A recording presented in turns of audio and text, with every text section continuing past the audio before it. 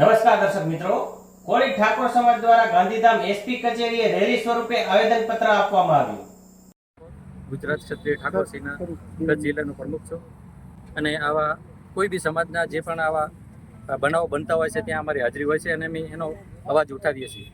અને પહેલો તો હું ખૂબ ખૂબ આભાર માનું છું મીડિયાનો કે અમારો અવાજ છેક સરકાર સુધી પહોંચાડે.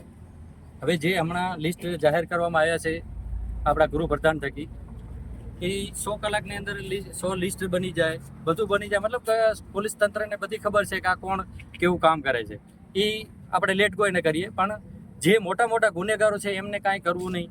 એ ટોટલી રાજકારણી ધરાવતા હોય એટલે એમને કાંઈ સાવરવાના, એ લોકોને કાંઈ એક્શન નહીં લેવી. અને નાના નાના એક ચીભડાસોર જેને કહેવાય ચોર, એ લોકો ઉપર એક્શન લેવી આ બહુ ખોટી વસ્તુ છે. એના માટે અમે ત્યાં લોકલ ત્યાં પીએસઆઈને પણ જાણ કરવામાં આવી, મામલતદારમાં પણ જાણ કરવામાં આવી, કોઈ એનો કોઈ રોકટોક થઈ જ નહીં. એટલા માટે અમે એસપી સુધી આવવું પડે, નકર અમે કોઈ એસપી સુધી આવવાનું અમારું કોઈ કારણ છે નહીં. એટલે મજબૂરી અહીંયા આવવું પડે છે, એસપી સુધી આવેદનપત્ર દેવા પડે છે. એટલે આ સરકારની બહુ ખોટી રીતિ છે. એટલે મારું તો એવું કહેવું છે કે આવો તમે અને સારી કામગીરી કરો, જે ગુનેગાર છે એને કરો. આ હમણાં જે 3 મકાનના જે તોડી પાડવામાં આવ્યા એ લોકો એકદમ ગરીબ છે. આ લોકો મજૂરી કરવા વાળો વર્ગ છે યાર. સરાપર ઇલાકો એટલે એકદમ મજૂરી વર્ગ છે. આ લોકોને તમે તોડી નાખો, આ લોકો એવી ક્યારેય ઊભા થશે? એ મજબૂરી આખી એની જિંદગી કેળવી મજૂરી કરીને એક મકાન બનાવેલા હોય એ તમે તોડી નાખો. હવે તમે એને બનાવશે કોણ? પહેલી તો જવાબદારી હું તમને એ કહું છું કે એ લોકોની જવાબદારી કોણ કે આ લોકોને ઊભા કરશે. એટલે મારી તમને સરકારને પણ ગૃહપ્રધાન સાથે પણ આ વાત જાય કે સાહેબ જે પણ જે એક્શન લેવાઈ રહ્યા છે, ખોટા લેવાઈ રહ્યા છે, એની સાચી ચકાસણી કરો અને સારી એક્શન લેવાય.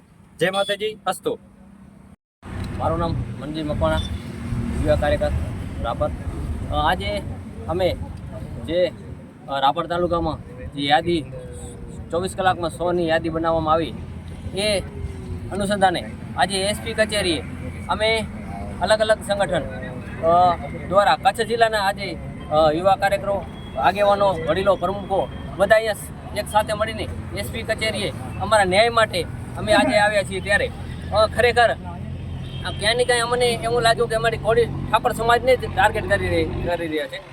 યાદીમાં ત્યાં પોલીસ તંત્ર દ્વારા ત્યાં યાદી આપવામાં આવી, એમાં અમારા માત્ર 3 જ યાદી હતી. તો એમાં ઘણા ખરા અમે અઠવાડિયે જોયું તો બુટલેગરોની યાદી અમારા કોળી સમાજના પણ છાપામાં 6-7 નામ આવે છે. જુગારીમાં પણ અમારા કોળી સમાજના નામ આવે છે.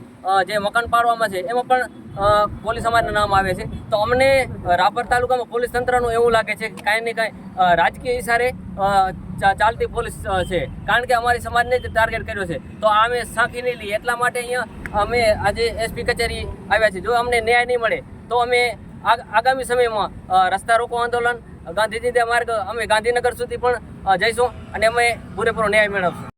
હરેશભાઈ કરશનભાઈ ઠાકોર, રાપરથી આવું છું. ગુજરાત ક્ષત્રિય ઠાકોર સેના રાપર તાલુકા પ્રમુખ. અને ખરેખર અમારે રાપરમાં જે ડિમોલેશન થયું એ અમારી કોળી સમાજ ઉપર ખરેખર ઓરમાની વર્તન થઈ રહ્યું છે આ તંત્ર દ્વારા. એની અમે આજે રજૂઆત કરવા આવ્યા હતી.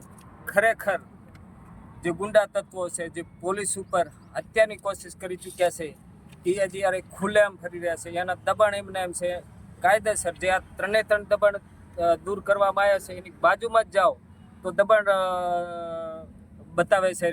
જે 3 દબાણ છે, જે નીલપર પાટિયાનું દબાણ છે, એનાથી થોડાક આગળ જાઓ તો એવી જ રીતનું દબાણ છે કે ખરેખર મારી સમાજ ઉપર જ આ ઓરમાની વર્તન છે આ તંત્ર દ્વારા. અને તંત્ર કરીને આજે અમે રજૂઆત કરવા આવ્યા છીએ. જો તંત્ર હજી સુધી જો નહીં નીંદરમાંથી જાગે તો અમે ગમે ઉગ્ર આંદોલન પણ કરવાની મારી સમાજની તૈયારી છે. ભારત માતા કે ઇન્કલાબ જિંદાબાદ, ઇન્કલાબ જિંદાબાદ. બંધ કરો, બંધ કરો, પોલીસ બંધ કરો, બંધ કરો, બંધ કરો, પોલીસ બંધ કરો, બંધ કરો, બંધ કરો, પોલીસ બંધ કરો.